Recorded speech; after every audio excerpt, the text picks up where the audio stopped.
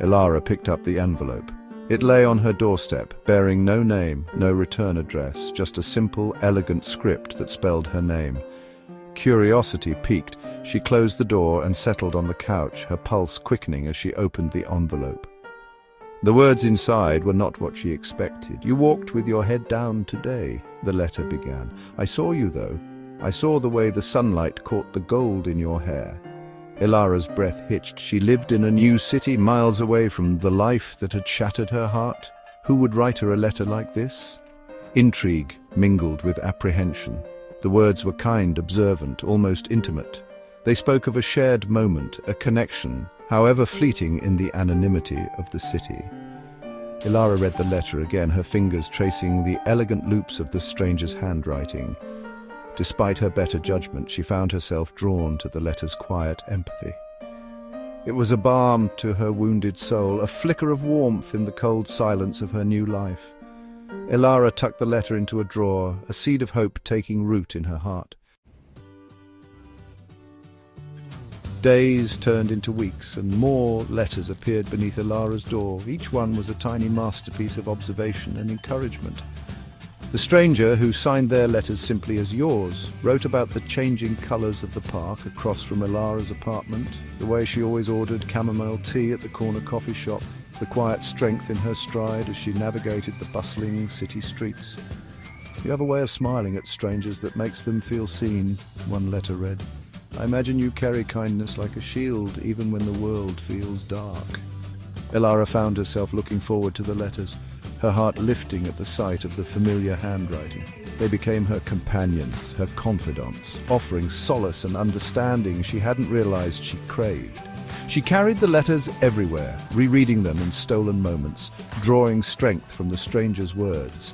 The city, once a symbol of her loneliness, began to feel like a shared space, a tapestry woven with unseen connections. Hope, once a distant flicker, began to burn brighter within her. Elara's guarded heart, so recently shattered, began to mend petal by petal under the warmth of the stranger's words. She found herself smiling more, her steps lighter, her spirit regaining its lost vibrancy.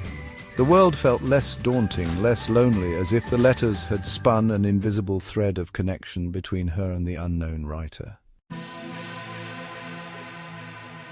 Then, just as suddenly as they had begun, the letters stopped.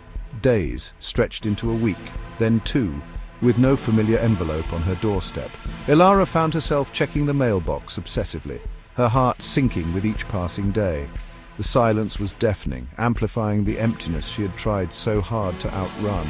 The city, once a source of burgeoning hope, reverted to a cold, indifferent landscape.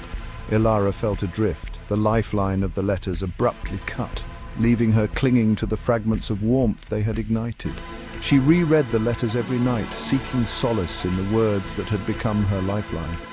But the words, once a source of comfort, now served as a painful reminder of the connection she feared she had imagined.